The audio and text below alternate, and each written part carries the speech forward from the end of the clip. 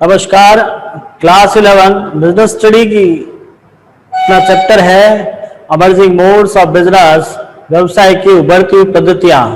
देखिए, हम ई बिजनेस और ई कॉमर्स को पढ़ लिया था। ई बिजनेस के बेनिफिट, एडवांटेज, डिसएडवांटेज, हमने डिफरेंस भी क्रिएट कर लिए थे traditional forms, it means traditional business और ई बिजनेस के बीच।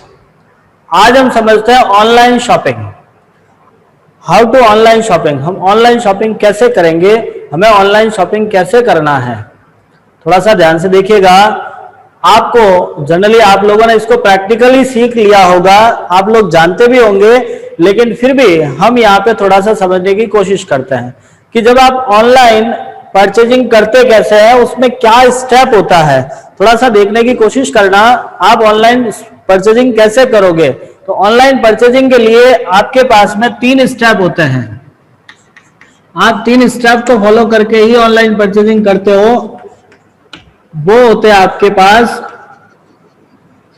सबसे पहला रजिस्ट्रेशन, दूसरा होता है आपका ऑर्डर प्लेस एंड तीसरा होता है आपका पेमेंट। हम इन तीनों कंडीशन को समझते हैं, तीनों स्टेप को थोड़ा समझने की कोशिश करते हैं। सबसे पहला आता है रजिस्ट्रेशन। देखो, आपको रजिस्ट्रेशन कैसे करना है, क्या करना है, हम थोड़ा सा जानने की कोशिश करते हैं।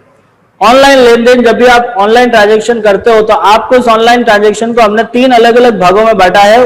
दूसरी बात, ये हम करते किसके लिए, तो सबसे पहले जब हमको माल खरीदना होता है, कोई सामान खरीदना होता है, उसके लिए हम पहला काम, जिस साइट से आप खरीदना चाहते हो, एक एग्जाम्पल लेके चलते हैं। जैसे मान लीजिए आप अमेजॉन से खरीदना चाहते हो, तो सबसे पहले आपको अमेजॉन की जो ऑफिशियल साइट है उसको ओपन करना होगा।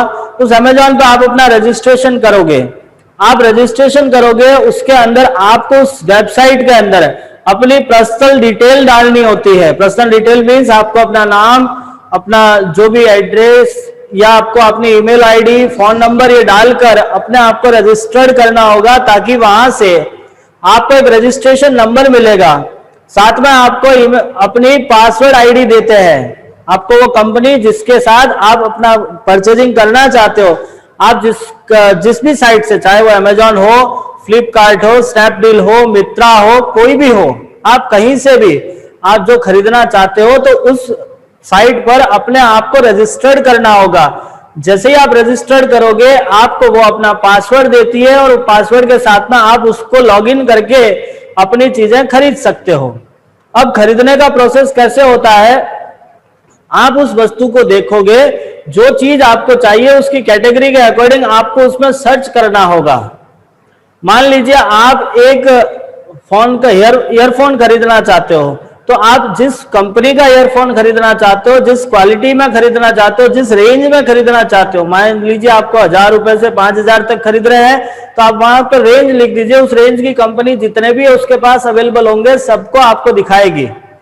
अब आप उनको देखकर जो चीज आपको अच्छी लग रही है, उसमें 2 ऑप्शन आते हैं, बाय नाउ या ऐड टू कार्ट। आपको या तो उसको उसी समय खरीदना है, तब तो आप करोगे बाय नाउ, और यदि आप उसको कुछ टाइम बाद खरीदना चाहते हो, अभी आप उसे पेंडिंग रखना चाहते हो, कि मींस आपने ये सोचा कि मैं फिलहाल इसके अलावा और भी दूसरे देख लूं, तब तक ये मेरे पास सेव रहे, तो उसके लिए आपको ऐड टू कार्ट करना होगा। जैसे ही आप ऐड टू कार्ट करते हो, वो आइटम आपके कार्ट में सेव होती है और इन फ्यूचर आप वहां से उसे खरीद सकते हैं।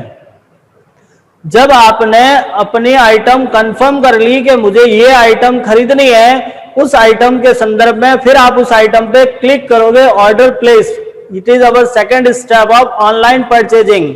ऑनलाइन परचेजिंग का अपना सेकंड स्टेप होता है ऑर्डर प्लेस करना होगा।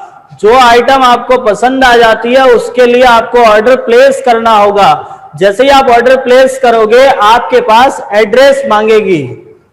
जिस साइट से आप खरीद रहे हो, वो साइट आपसे एड्रेस मांगती है कि आपकी आइटम कहां डिलीवर करना है। तो हम अपनी डिलीवरी एड्रेस देते हैं, पूरा डिलीवरी एड्रेस डालना होगा विथ पिन कोड। जब आप डिलीवरी एड्रेस अंदर सेव कर लोगे, ये परमानेंटली सेव हो सकता है। आप एक ही टाइम में एक से अधिक डिलीवरी एड्रेस भी सेव कर सकते हो। तो जैसे ही आप डिलीवरी एड्रेस सेव करोगे, आपको ऑप्शन देगा कि इसी एड्रेस पे आपको गुड्स सेंड करवाना है या कोई अनदर एड्रेस लेना है। यदि आप चाहते हो कि मुझे इस पे नहीं करना है, मुझे तो दूसरी एड्रेस पे करना होगा, तो आप उसमें अपना ऐड एड्रेस दूसरा भी डाल सकते हो। जब आपका एड्रेस कंफर्म हो जाता है तब जाकर उस एड्रेस पर आपको क्लिक करना होगा, जिससे आपकी कंपनी या आपकी साइट या आप जिससे खरीद रहे हो वो आपको उस एड्रेस पे अपने गुड्स सेंड कर सके। साथ में आपको डिलीवरी संबंधित कुछ इंफॉर्मेशन और मांगते हैं, जैसे आपको पूछ लिया गया कि डिलीवरी किस टाइम पीरियड में आप लेना पसंद करोगे, मीन सैटरडे संडे ऑफ तो नहीं है, आपका एड्रेस किस टाइप का है, ऑफिस एड्रेस है, होम एड्रेस है, किस प्रकार का है, ये कुछ ऑप्शन होते हैं जिसको आपको फिलअप करना होगा। साथ में आपके अंदर एक और ऑप्शन रहता है कि यदि आप डिलीवरी के टाइम वहां अवेलेबल नहीं होते तो ये गुड्स किसको दिया जाए, आप चाहो तो वो भी आप उसके अंदर फिलअप कर सकते हो। मींस आपकी डिलीवरी से रिलेटेड जितने भी इंफॉर्मेशन होते हैं वो सारी ही आपको वहां पे नजर आते हैं और आपको कुछ हद तक उनको फिल करना होता है। नेक्स्ट पॉइंट, ऑर्डर प्लेस करने के बाद आपको पेमेंट करना होगा। अब अपना पेमेंट अलग अलग तरीके से आपको वहां ऑप्शन दे रखे होते हैं। जैसे ही आपका ऑर्डर प्लेस हो जाता है, नेक्स्ट आता है पेमेंट मोड्स। अब पेमेंट्स मोड्स में नेट बैंकिंग होगा, कैश ऑन डिलीवरी हो सकता है, डेबिट कार्ड हो सकता है, क्रेडिट कार्ड हो सकता है। देखिए सबसे पहले हम बात करते हैं कैश ऑन डिलीवरी, जिसको सीडीओ कहते हैं, पीओडी कहते हैं। सीडीओ का मीन्स कैश ऑन डिलीवरी, या पीओडी भी लिखा रहता है कई बार। पीओडी का मतलब होता है पे ऑन डिलीवरी। कई ऐसी आइटम होती है जिसपे कैश ऑन डिलीवरी का ऑप्शन होता है, किसी पे नहीं भी होता है। ऐसा जरूरी नहीं कि आपको सब पर कैश ऑन डिलीवरी दिया हुआ ही होगा, लेकिन आजकल प्रेजेंट कंडीशन के अंदर कंपटीशन को देखते हुए जनरली हर एक कंपनी अपना कैश ऑन डिलीवरी का ऑप्शन रखती है। तो आपने यदि कैश ऑन डिलीवरी सेलेक्ट किया है तो इसका मतलब जब आइटम आपके हाथ में आएगा तब आपको उसका पैसा देना है, इन कैश देना होगा। चेक ऑन डिलीवरी भी आता है, यदि आपको चेक से पेमेंट करना है तो आइटम आने के बाद आप उसका चेक से पेमेंट कर सकते हो। एक आता है आपका नेट बैंकिंग। यदि आप बैंक को नेट बैंकिंग से आपका अकाउंट कनेक्ट है तो ऐसी कंडीशन में आपके पास नेट बैंकिंग की आईडी पासवर्ड होती है, आप नेट बैंकिंग के आईडी पासवर्ड से अपना पेमेंट ऑनलाइन कर सकते हो। नेक्स्ट आता है डेबिट कार्ड। देखिए आपके पास डेबिट कार्ड, देखो एक मैं पॉइंट पहले क्लियर कर लेता हूं, आपके पास दो कार्ड होते हैं, डेबिट कार्ड और एक आता है क्रेडिट कार्ड। आपके दिमाग में थोड़ा सा कंफ्यूजन चल रहा होगा कि सर ये डेबिट और क्रेडिट कार्ड दोनों अलग अलग होते हैं क्या या एक ही होता है, तो मैं आपको बताना चाहूंगा ये दोनों अलग अलग होते हैं। देखिए डेबिट कार्ड और क्रेडिट कार्ड दिखने में दोनों सेम होते हैं, कोई फर्क नहीं है। यदि आप उन दोनों को देख पाओगे, यदि देखते हो तो दोनों कार्ड सेम नजर आते हैं और दोनों ही बैंक इश्यू करती है।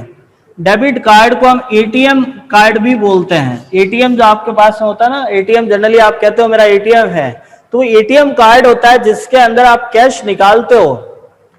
ये जो कैश निकलता है वो अपने अकाउंट में जितना पैसा होगा वो ही निकाल सकते हैं। डेबिट कार्ड का मतलब आपके खाते में पैसा पड़ा है वो ही निकाला जा सकता है। आपके अकाउंट में यदि पैसा है तो आप निकाल पाओगे, नहीं है तो नहीं निकाल पाओगे। ये डेबिट कार्ड का रूल्स होता है।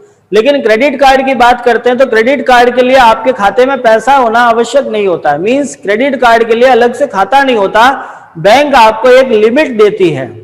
बैंक आपकी रेपुटेशन के बेस पर आपको एक लिमिट देती है कि आप एक महीने में इतना पैसा खर्च कर सकते हो।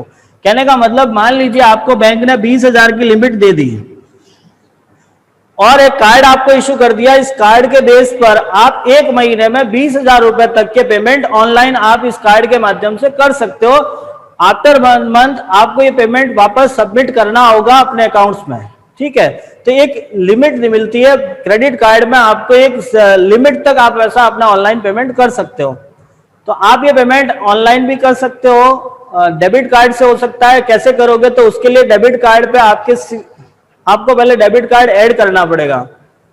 अब ऐड कैसे करते हैं, तो आपके वहां जैसे ही आप डेबिट कार्ड का ऑप्शन चूज करोगे, आपको अपने एटीएम पर एक 16 डिजिट नंबर लिखा रहता है। उस 16 डिजिट नंबर को उसके अंदर फिल करना होगा, अपना नाम फिल करना होता है।